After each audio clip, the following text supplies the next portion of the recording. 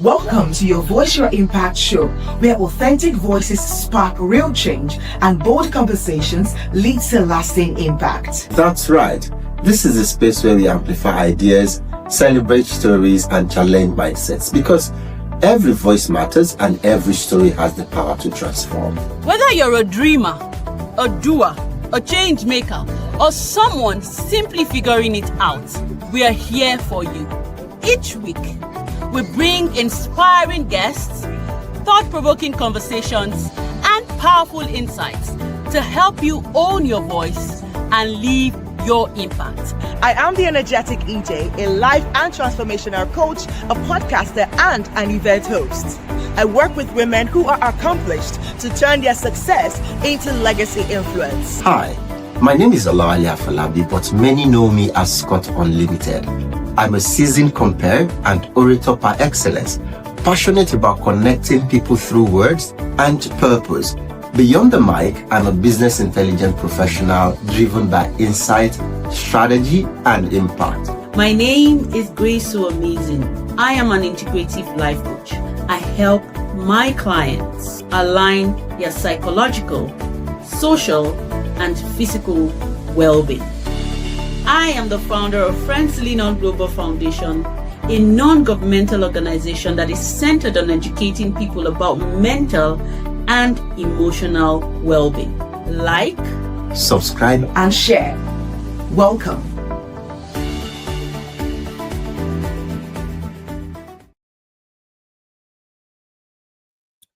All right. Yes, like, subscribe, and share if you're not already doing that. Good afternoon today.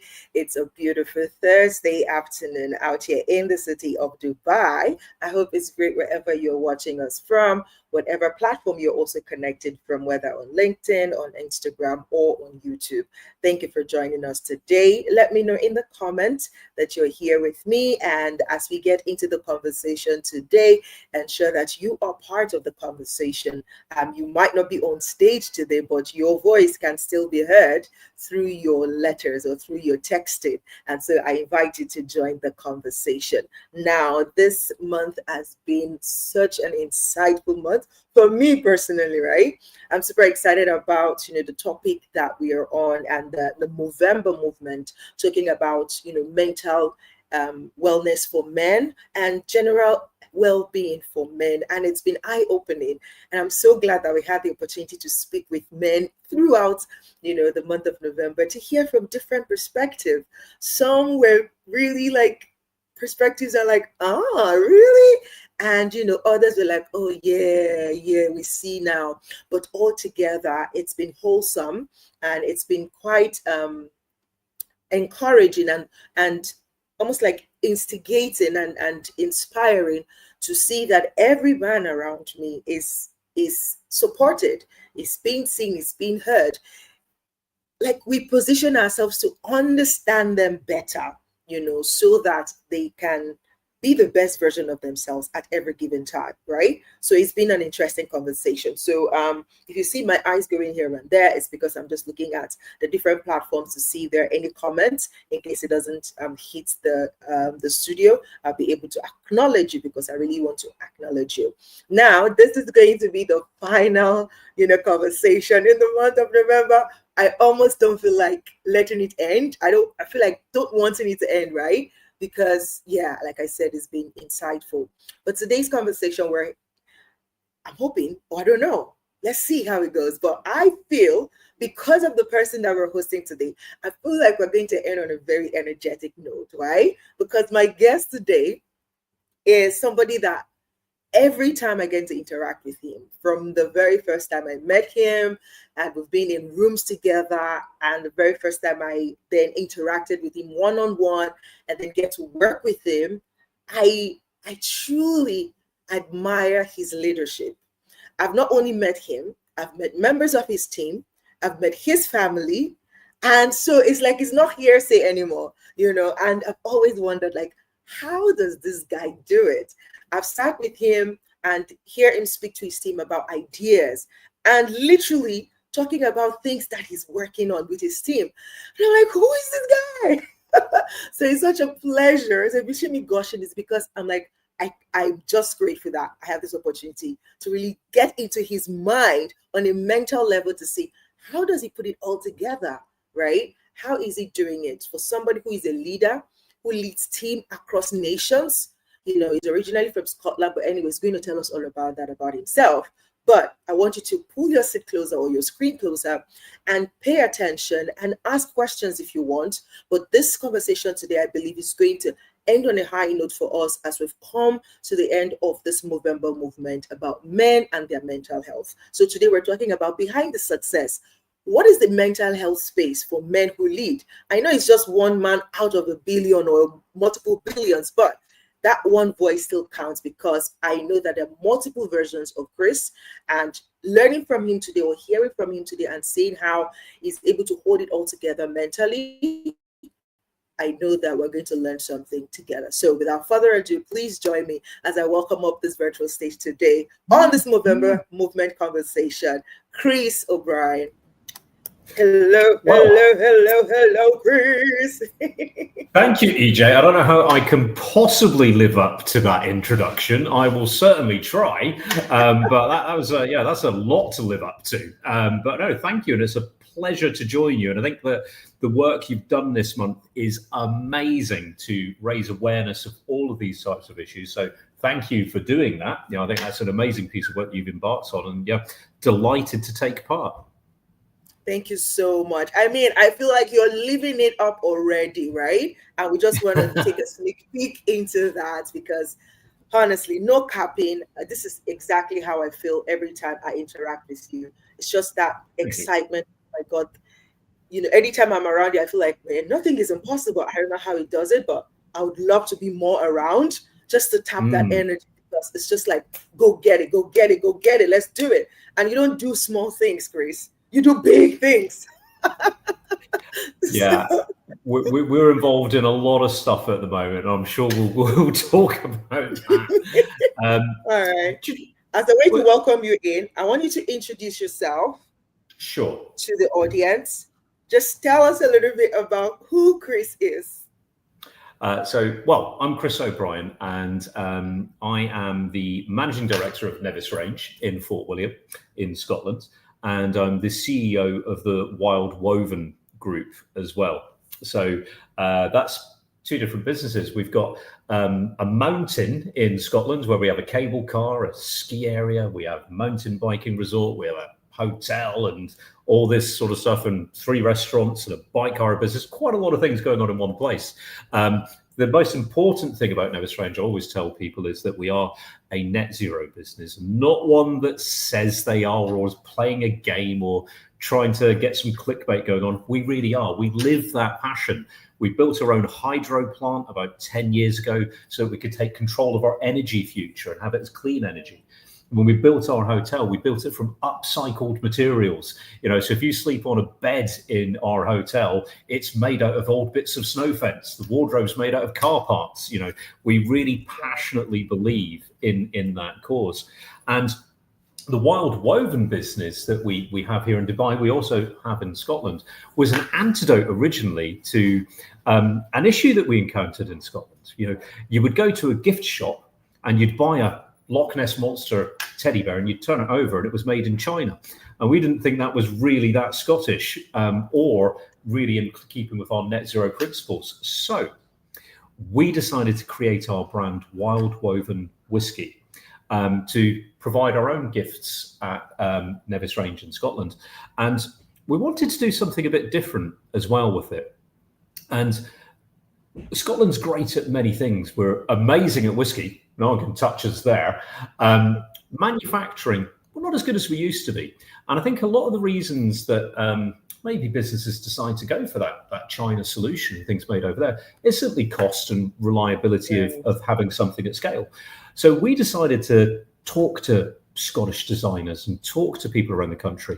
And if they only had 12 pieces, when they're getting turned down by other businesses, we're saying, great, you've only got 12, come on in. Because that builds scarcity, it builds uniqueness. And what we wanted to do is create a platform for young Scottish designers, not just young designers, any designers, to have a chance to sell their collection off the back of our brand. And then we thought we'd bring that to Dubai. as well. So I'm sitting here in what will be a sort of retail outlet in the Carlton Hotel downtown. And we've also opened a whiskey bar upstairs here. We're opening a travel agency. We're engaged in all sorts of management consultancy. And we're truly international. We've got travel agents all over the world. So it's been an exciting ride the last few years, and we don't show any signs of slowing down. I love it. I love it. Like, you are on a roller coaster, like on a roll, always go getting the goal. And it's just beautiful to see. On a personal level, who is Chris at home outside of this business leader who is always looking for adventurous things to do? So it would be fair to say that I am, 7 parts adrenaline junkie. If I get a spare weekend here, I'm probably definitely throwing myself out of a plane and going skydiving or up to Hatta to go mountain biking. But back home in Scotland, I've got a family. I've got 2 wonderful children that we get out to Dubai as much as we can. I try to split my time evenly between both places. I've been, at heart, I guess I'm a marketeer and a creative. And I've got a wonderful team of people working with me, and that is the secret. You can't achieve anything without the team or the support network. Absolutely. I couldn't agree more with that part of wonderful team, because I have experienced it in person, and you have such a beautiful, like, watching you and the team just makes it feel like this is home, this is family, and you just feel like, wow, I want to be here because, let me tell you something. On the day Wild Woven was opening, I knew there were a bit of glitch here and there. And I was observing. Well, I mean, that's not uncommon with any type of event, right? Even when you're organizing your child's first year birthday, when the celebrant have no idea what's going on, they probably wouldn't remember unless you're showing them a picture years after, like, oh, this was when you were 1 year old, right? But still, things go, south during those engagements, and it could throw you off balance. You could get upset and all of that. And I watched you closely, and how, even though I realized, that some things upset you, but I particularly loved how you were able to sort of handle things. For me, the way I see it from my own perspective, it was more of like stern, but let's get a solution. So it was stern, but it wasn't, what's the word now? It wasn't like destruction, like, oh my God. Oh, no. So like, I think, yes. Please. Yeah, let's talk about that. So I think that's a really interesting observation. So myself and my business partner, John, we've known each other for a very long time. And we both went to the same university to study Scotland's first ever climate change degree. So that passion was ingrained from the start. But what we also both have in common is we both dropped out. I dropped out after a month. John dropped out after 3 months. John went on to do an art degree, and I went on to become a stand-up comedian, right, back in the day. Now, the weirdness of that is that the pair of us have both got a lifetime degree in things going wrong and learning to embrace that and turn it into an advantage. And the thing is, anger in any sort of stressful situation is not going to solve anything for anyone, not for anyone. Nobody's going to be creative around you. Nobody's going to find those solutions around you. And you're burning your own energy on something that ultimately isn't going to get you a result. So anger is a pointless emotion to actually go through in any sort of situation where things are going wrong. It has to be solutions focused. It always has to be solutions focused. I think what you saw around me that day, because we brought a load of people over from Scotland for that opening. And in that management team we brought over, I think all of them have worked with me for 10 years or more, and we all know each other very well. And it's interesting you said about the family thing, because when I hear a company saying, oh, we're like a family, that usually makes me run a mile in the opposite direction, because it's very rarely true, right? It's very, very rarely true. But we've known each other for a very long time. Most of us have got children the same age and the same school sort of thing, and we have a true relationship. But the reason it works is we're all unified on the goal. It took us we're not an overnight success story by any stretch of the imagination. When we got that company, we were parking it down the street so the bank couldn't find it. You know, we had our share of trouble. But that's great though, because you come through those things and you learn how to turn those things that were weaknesses into real, true learning experiences and go forward. I'm generally not that interested when all I hear is a success story, because you know it isn't true. Right. That's true. Wow. I love it. I mean, that could have only come from experience.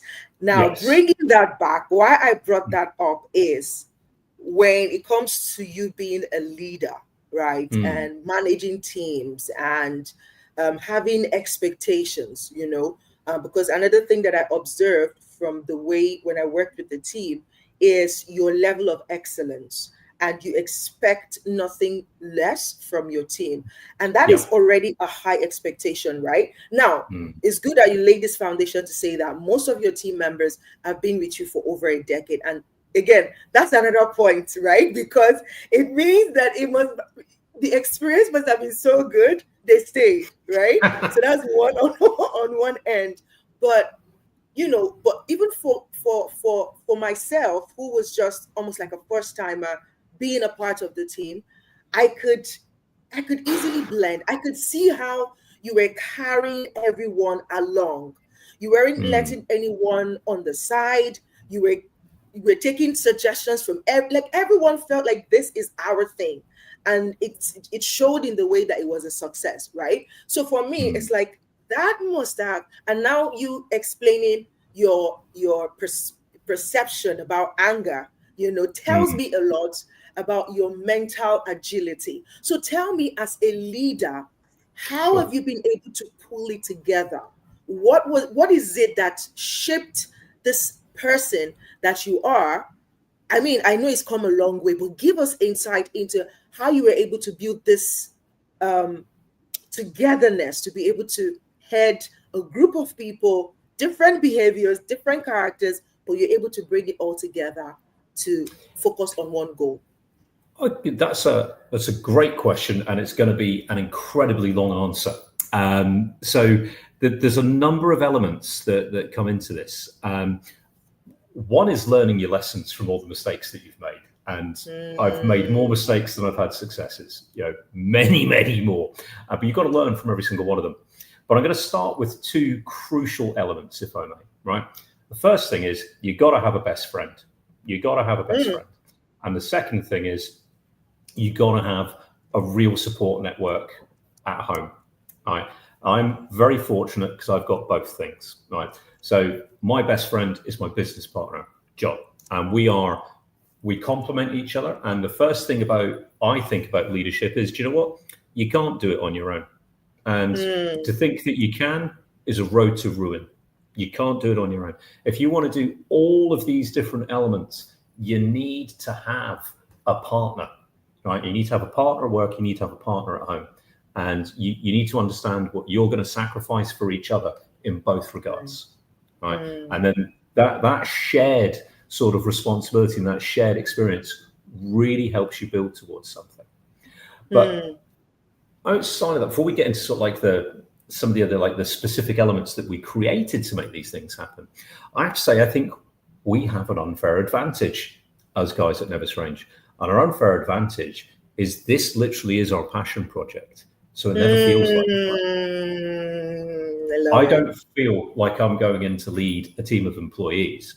I feel that my management team, I'm going in to lead a team of people who are all there for the same reason as me.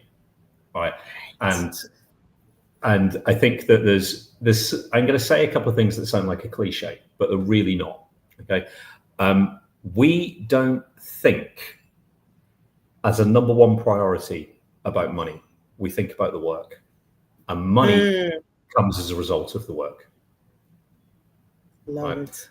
That's not unique to our industry. It's a good part of our industry. And obviously, you're thinking about finance all the time. You're thinking about covering costs and what you've got to do that. But you have to think about the work. You have to think about the brand and what your values are. And if you're really, really focused on that, if you're focused on not compromising, if you're focused on sacrificing for your fellow teammates, you're going to get there. Now, Right. specific elements that have led us to this point, and it's taken a very long time.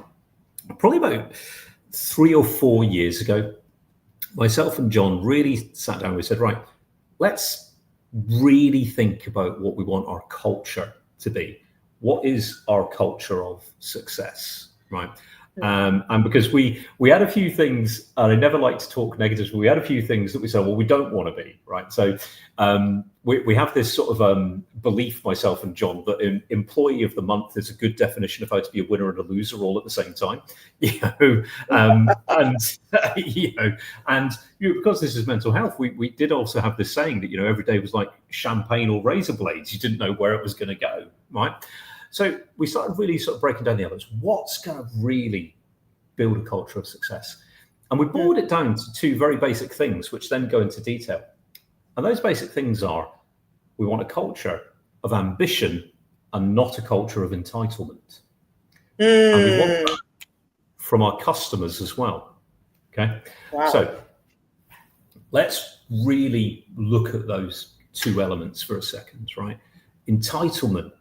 You deserve something. You haven't earned it, right? Ambition, you'll do the work to earn what you can get. That's really basic, right? But what causes entitlement and what causes toxicity and things like that? To an extent, it's maybe you haven't managed to find the people with the right mindset that match your ambition, right? Part of it. But it's also looking at, I'm sure you're familiar with the good old Maslow's hierarchy of needs and things like that. And when you start looking at employees, what's really important to us from our team members, despite the fact we're all so close, is that they genuinely have a life outside of the workplace, right? Because if you rely too much on the employer to provide too many things for you, you're gonna resent that person. That's just a fact of life. It's what happens. So you're providing people with a salary, you're providing people with a great environment, you're providing them with great work. If you've got to start taking care of their social life as well, it's not going to work out. Wow. Okay. So you have to find the right people. So the key to the cultural success is understanding what you want the culture to be and then recruiting the right people for that culture. Yeah. Because you can't change people. You can change yourself and hope that they change with you, but you can't change the nature of another person. So to think that you can walk into a team of people and say, right, this is who we are now, that's not going to work. You've got to really embody the values that you're trying to have in your business and then get people with you who can share those values and take them forward as well. Right? And then when that comes back to, and by the way, when we launched this, I shouldn't laugh at this, but when we launched this sort of culture workshops in our team and things like that, we actually had a couple of people resign that day. And we thought, great, that's brilliant, because we've put out this new set of values and we've got people who say, well, actually, we can't live up to that. We're out of here. That's a great result. Fantastic. That's a brilliant result. Okay. So it's about recruitment. It's about understanding what it is you want to recruit. So I don't even think we really recruit on ability anymore. We recruit on mindset. We recruit on fits. Sometimes I think rather than interview people, I'd like to see a really strong personality test and a set of IQ results, sort of thing, because it's about the fit. It's about the person. It's about values. And if you've got somebody with those things, we can teach the skill. So that was a very long waffling answer, and I don't even know if I gave you what you needed from that. That's just some of the about it. You did more than give the answer. You also touched on other questions that I had in my head as you were speaking, because when you started with building the culture, and I was like, that's interesting. How do you then find the right people? And then you went into into that to say, okay, you build the culture first, you design exactly what you want to see, and then you look for the fit, for that. And I love this last part when you said you don't really, hire for skills or abilities, but the mindset. It's so important. It's so important. Now I know. If you have a team of people with the same mindset, the same level of care, then you could go forward. And I hope that what you experienced with our management team when you were working with us was all of them care so deeply about the brand that we've built together. Yes. You know, and I will say this, probably the most difficult lesson I've had to learn as a leader, and I'm still bad at it, this is where I'm still weak, it's got to be said, is letting people fail. Sometimes you need to let people learn without your instruction. As long as it's not going to fail in a way that's going to cost us, but you've got to give people ownership of a task and let them run with it and let them bring their own thing. It would be entirely hypocritical of me as a creative at heart to take all my creative energy to something and not let somebody else bring theirs. As long as it's not mental, we'll probably let people have a go or experiment with it, as long as it's within the parameters that we've set for our brand.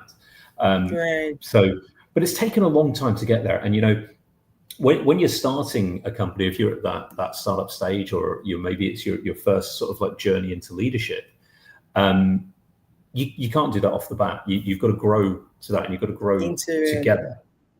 And where I've been very, very fortunate is that with my business partner John, we've grown together on this journey. We weren't really at different experience levels. We've kind of like done everything together. And then with our management team, they've kind of all grown with us. So we've done it together. It's a true unity project that's taken us to the point we're at now. Oh, so good, so good, so good. Absolutely. I think I felt it. I now it's clearer why, I felt what I felt when I worked with the team. And I was like, oh my God, what do I need to do to be a part of this team? Like, I want to be here. You are a part of the team. Oh my goodness. Oh, it was so good. Like, I'm sorry. I'm not sorry, but like, I know I'm gushing about it here, but that's exactly how I feel, guys. Like, if you feel like, oh no, like this is exactly how I feel inside, and I'm just expressing it out for the first time on the outside. Like, this is such a great team to work with. All of them. And I felt the care, like you said, whether it's from Louisa to even your wife and, your partner's wife. Like, oh, okay, EJ, calm down. Let's go. But if I make another comment, I'm not sure if this is in your questions or not, and I think this is sort of like for people at that startup stage as well. I think a difficult lesson to learn early doors is there's a huge difference between leadership and management. There's a massive difference. They're two completely different disciplines. They really, really are. Management, where you say it's about daily tasks and making sure things are done. That's kind of much more of an operational thing. Leadership's different. Leadership is about vision and predicting the future. Where are you taking your business? What are the trends? Understanding the politics, forming those political relationships, making sure you're in a position to take advantage of things as they happen and react, and having built a management team below you who can turn on a sixpence or turn when you've suddenly had an idea. So leadership's a different function to management. And I think one of the things that can cause stress for leaders is that they're doing both things. Right. Yeah, and that's certainly where I think. And I've been in that position for many years myself, where you're managing and leading, and they are two different disciplines. Absolutely. Somebody's asking, what? You came late, Eno. You came late, but our guest today, someone's asking, like, what is our guest today into? Let's just say he's a great leader. But he's the founder and the CEO, as well as the managing director at two different companies, but that are woven together. So Wide Woven and then Nevis Range. You need to go check him out to see all the great things he's doing, right? But I believe that you asked that question to like, who is this guy? That's why I said the summary of what I can use in describing Chris is that he's a good leader. So Chris, coming back to you and to the concept of what we're talking about this month as a man, have you ever felt the pressure? Because generally, and maybe by statistics, it's almost like, let's just say about 60 to 70% would say that men, the general expectation for men is way high, and so men have a lot of pressure on them, and this is what is causing the heavy lifting that is leading to the mental breakdown and all of that. From your experience as a man, as somebody who works with other men, what has that journey of mental health been for you? Yeah, it's a great question, that, and you know, I'm going to get to it, but I'm going to say something else first. Obviously, you know, I go to a lot of events and things like that, and I'm always curious to hear other leadership experiences. And there's kind of like, I want to talk a little bit about sexism for a second, right? And, you know, that's clearly something, you know, that doesn't really exist in my business. And one of the things I observe is when you see men in leadership talking on stage and taking questions from interviewers, and then how you see women are treated in exactly the same environment. What's very interesting to me is a question that women are asked and men are never asked. Okay, but what are these things? There's a question that women are almost always asked, successful women, which is, how do you feel? Are you happy? That's always asked, and men are never asked that. And I think there's two things for that. I think it's a bizarre question to ask sometimes. I really, really do. And I think it's frankly quite chauvinistic in nature to ask that question. And I think on the other side, it's also like, well, why do guys never get asked that? So really, do you know what I mean? It's a weird sort of setting that we find ourselves in business. Now, of course, I have felt the stress over the years. How could you not? Coping mechanisms are everything, right? And are men good at talking about these things? No, we're appalling. It's absolutely appalling. People don't do it, particularly in a sporty background. It's, it's not talked about. So I suppose I probably talk about coping mechanisms more than anything else. And I don't really, of course you feel stress. It's impossible not to. But fitness is a huge thing. And I think that on my morning run, I probably sort out all the issues from the day before and sort out everything I'm going to do for the day forward. I think my team cowers from my morning run because that's usually when they get most of the emails. Thank God for voice activation. But that's kind of the thing. Fitness was the big difference for me, was electing to stay fit, stay healthy, and that solves half your problems. But I have to go back to, I don't see leadership as a lone role. And if it is, I think you're in trouble. That's my perspective. Leadership is a shared experience with your partnership at home and the partnerships that you build at work. It's shared responsibility. And if you want to take on all of an international company into just your head, you're gonna have problems. And fitness isn't just going to solve that. You're going to have to talk about it. You're going to have to talk about it a lot, right?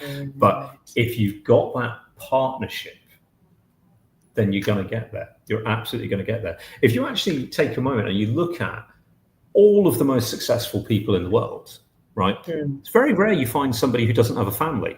True. Very rare. If you're looking at that super upper echelon, which I'm nowhere near, and never will be, but they've all got a family, right? Generally speaking, but also the ones that really, really work are the ones where you've got a strong business partnership, where you've got a co-leader, where maybe you're taking on disciplines, things like that. So again, I'm not sure if I've really answered that question. The answer is, yeah, of course you feel stress, and anyone that says they're not feeling stress is either A, a freak, or B, lying. And I don't know which one's more likely, because of course you do. The question is, what have you put in place to deal with it? What have you recognized within yourself to deal with it? And can you, and this is, for me, the secret sauce, can you harness that stressful energy and turn it into something positive? Right. So I have a saying with my management team, right, which is, why are you afraid of a difficult conversation? Because the best things in life only happen after difficult conversations. They don't happen after nice ones. They happen after difficult ones. So if you're feeling that stress because of a situation you're about to deal with, embrace that, because something good will happen on the other side. If you think it's just as a mindset thing, right? If you think that good things, generally like life-changing things, happen after challenging conversations, you almost want to seek them out. You're certainly not afraid of them, right? Because that's about creating opportunity. So I've chosen to see stress in a different way, and stress usually leads to opportunities. I love it. Oof. Okay, this is really interesting. And the things that you've shared that I've taken away from your answer is, you having the coping mechanism. But again, I think what I hear beyond what you've said is just the fact that you're really big on mindset, because that's where it starts from for you, being that the mindset is, okay, stress is what it is. There's no going around it. You have to go through it. As long as you're living and you're trying to achieve anything great in life, you are going to go through stress. Funny enough is, even if you're not trying to achieve anything, stress is relative. It's relative. Yeah. And the reason I said the fitness thing, EJ, is if you're going to put your body and your brain through this type of stress, you kind of want to be in a reasonable condition so that it doesn't kill you. Right. Wow. If everybody sees, fitness and working out like this, all of us will be in the gym or on the streets running, because okay, let me put myself under this pressure now so I can take it or take anything that comes. It's funny you say this, and it's resonating with me and, confirming what was going on in my head. I was in a conversation with my accountability partner earlier today, and I was explaining to her that, I feel like every time I go through like an overwhelming season. So, when it just hits you, something happens and it just hits you like, boom, oh my God, all of this, why me? That moment where, well, as a woman, this is what I do, right? That moment you're like all tears, like, oh my God, why? I'm tired and all of that. And I know that every time I try to, when I go through that and we have that conversation, my accountability partner always feels like, oh my God, I'm sure she's like, oh, this lady is so unstable. But I discovered just this past week, like, actually I'm seeing it that I'm beginning to observe and notice that every time I have that feeling of overwhelm and everything, it's almost as if it's preparing me for something that is coming, right? Yeah. And it's that something major is about to hit, right? So the overwhelming feeling comes, and then I feel like, I go through all the tiredness and just frustration, and then I bring myself back, like, okay, fine, we're done crying. What's the way forward? What are all the possible scenarios? What's the worst case scenario? What's the best case scenario? If this happens, what will you do? If this happens, what will you? And once I go through that process, maybe a few days or a few weeks later, the big thing that is about to hit then hits, right? Yeah. Okay. Then I'm like, okay, it feels like we've been here before. We've kind of figured it out somehow. So, and this is just to say that, again, it's that mental agility, and there is no strengthening your mental agility without actually going through stress or 100%. Going through situations that stretches you beyond. Let me give you like an example that everybody can relate to. Everyone can, right? You've had a breakup, okay? No, if you've had a breakup, that feeling will go away in a few weeks' time or a few months' time or whatever. You just got to ride it out, right? And if you've been through it once, you know that. That is true of pretty much every kind of stress. And if you know that it's just a process to go through, you can cope with it because you've been there and you know it, right? And you can't give somebody experience. You can share yours, but you can't give someone experiences. They're still going to have to go through it. I love it. Okay. There's a lot of quotable moments in this conversation. I can't wait to go watch it back and capture all of them. You can't give experience. You can only share it. Oh, so good, so good, so good. No, just my monitor was about to turn off there. Okay. So, but it was also an opportunity to get the kilt in shot. I know. Please go back a little bit. Go back a little bit, Anton. Take a spin. Let's see. There you go. We are on brand for Scotland today. Love it, love it. Okay, so Chris, I mean, I'm still coming back to this leadership thing because that's where we're at. And Sure. honestly, your share so far has gone beyond just the mental health part. You've shared some key things that any, young founder or intending founder or aspiring founder or leader can go away with and run with, right? How do you maybe not transfer, like you said, you can't give people experiences, you can only share. How then do you build a team around this kind of mindset, or, to help them be on the same page mentally in the work environment? What do you do to encourage mental wellness or agility on your team as a leader? Okay, well, that's an interesting question. So I'll return to something that you said at the start, actually. I expect a lot. I expect the best, and I expect total commitment to the cause, right, is the first thing. So I have a high expectation of the team around me, and that does a lot of the work for you. If you have low expectations of somebody, do you know what? They're going to deliver low, and that's on me.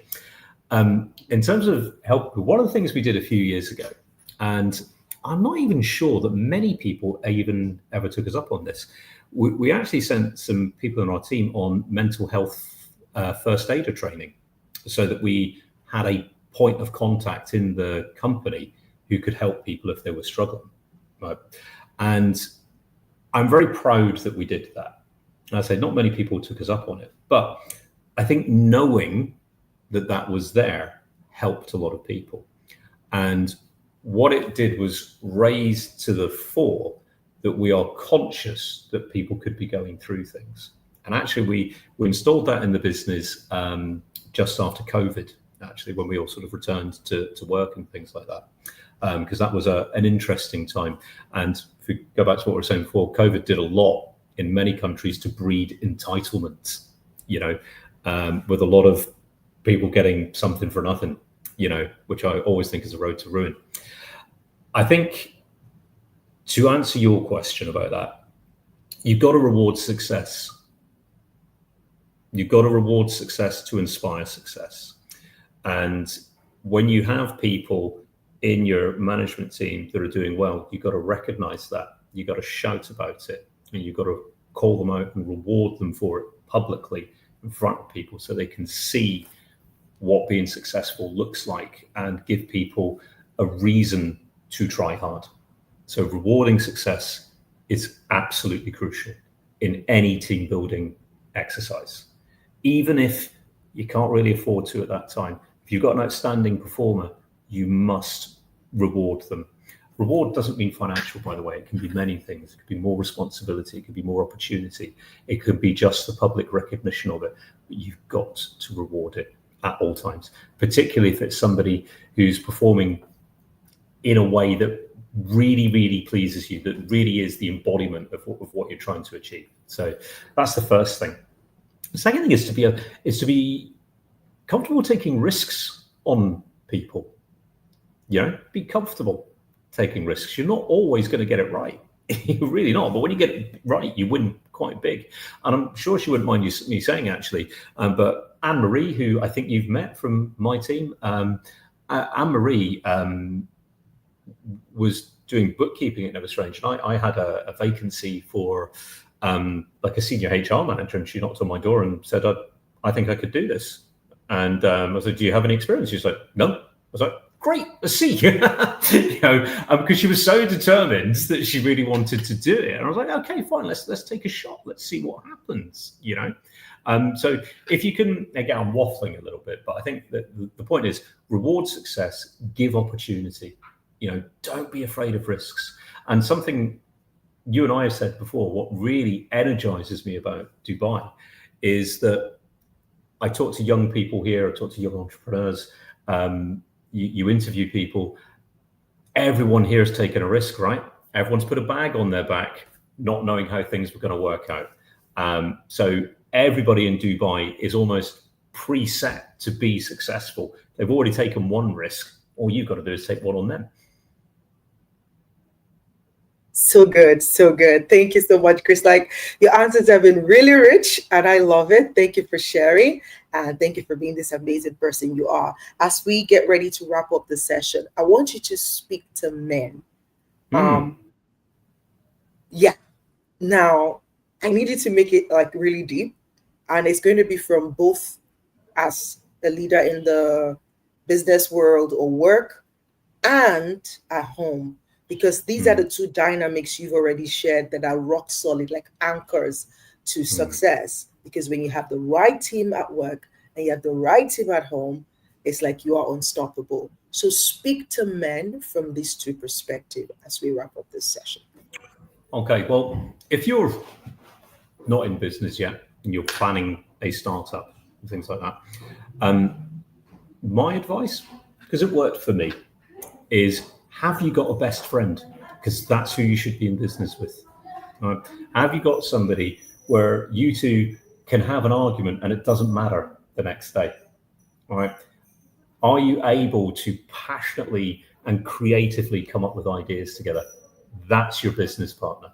And I think that everything is in partnerships. So I was to use sporting analogies. The best sports teams are always about partnerships all over the pitch. You know, that's what this is about. We're playing a sport, guys, and you need your best friend at your side, and you need to be equal. Right? One of you can be the front man, sure, but you need to be equal. You need to share the responsibility. You need to share the creativity. You need to share the success and share the failure. And be in it together, all the way. All the way. In terms of the family at home, don't be. This is just my perspective. Don't be shooting for an ideal life or a picture perfect life. Shoot for being happy and growing together. Because if you can't grow together, you're done. Right? It's not going to happen. And if you've got stress at home, you can forget about success at work. It won't happen. You've got to lead those two things together, and at home needs to be a partnership. I'm very fortunate. It's not by design at home. That's just happened. But partnerships are everything, is what I would say. And not only do I believe you can't do it on your own, why would you want to? Is my question. Don't you want somebody that you can share that success with all the time and share those stresses with and create together? Don't feel like you can do it on your own. Don't feel like you have to do it on your own. That's probably my sort of takeaway on it, is you don't have to do it on your own. Oh, look at me. My jaws are aching from smiling so widely. But I've really, really enjoyed this conversation, Chris. Thank you. I say it, and I hope it won't change anytime soon, but you are an amazing person, an amazing leader. And honestly, if I have the chance, I am definitely saying yes to working with you and your team, because it's amazing. I've done it once. I want to do it again and again and again and again, because it's a really, really thriving environment to just want to, I don't see how your team members are not passionate to say, this is our, even Rye, the bartender, I'm like, God, this is such a family. I love it. Thank you so much for all that you do. Keep doing amazing. Keep creating this beautiful atmosphere in your workspace, in your team, and in your family. And I mean, guys, I said it on the description of this. Yes, I've met his wife, and yes, they're a great couple, and they are happy, and I love the kids as well. So again, thank you, Chris, and for just being you and leading with your heart and not just with your head, both your head and your heart. And it shows in the way that you show up and in all that you're doing, and all the different businesses that you're running at the same time. Only a great mind and a happy and positive mind can pull all of that off. So thank you so much. Keep being a blessing. Keep being an inspiration. You inspire me a lot. So thank you. Thank you, AJ. It's great to I see wish you you were again. going to be there tomorrow for my meet and greet, but no worries. Oh yeah, sorry, I can't do that. I've got to be on a flight. I've got to go home, man. I love it. Please hurry, hurry, hurry, and have a safe flight home. Thank you so much for being a guest on the show today. I hope it was really worth your while. It was worth it for me. So thank you so much. I hope, dear listeners, I'm sorry, like you guys will be like, she's going on and on like we're not here. I know you're there. Thank you for being here. Thank you for listening. And I hope that you're as inspired as I am. Absolutely. Thank you, Eno Dances. This is such a rich conversation on Instagram. Thank you. Thank you, everyone who has joined. God bless you all. And this is it. This is a wrap. Okay, Chris, I'm going to let you go because I know you're busy. Thank you so much. God bless you. Thanks. All righty. All right, guys, this is a wrap. This is where we wrap it up for November. I hope that our conversations this month has really done something for you. I hope that, especially as a man, I hope. And if you're watching this and you're not a man, please send our YouTube channel to a man, or just go to our pages and look for all the men conversation. It's been rich. Even as a woman, right? The conversations from this men this month has shifted something for me. I don't think I'm going to relate with men just the way I used to, because now I'm an empath, I'm an empath by design, but my empathy for men has increased just with this conversation this whole month. And I'm hoping that I will do better by the men in my life, my son, my friends, business partners, and hopefully my future partner or whatever. I hope that I'm going to do well by them, to be that support, to be that safe space for them to be able to open up and say, you know what, let's talk about it. And men, please, we do care about you. I know it's generally, thought that, men are always on their own. Nobody cares about them. That's not true. We do care about you. The world will be boring without you guys. Like, absolutely. So we are both in this together, and we want to be there for you some more. That's why we had this conversation this month, so that we know the best way to, have these conversations. But thank you for being a part of the show in November. December is coming, and December we're dedicating it to gratitude and to looking at people who have accomplished their goal for the year. How did they do it? What was the thought behind it? What was the challenges? How did they navigate it? That's what we'll be focusing on in December. I hope you'll come along with us as we are grateful for the end of the year, but also look back and then look forward to the coming year. God bless you. This is the Energetic EJ. Till I come your way again with another conversation. This is your Voice Your Impact show. Bye, guys. Bye.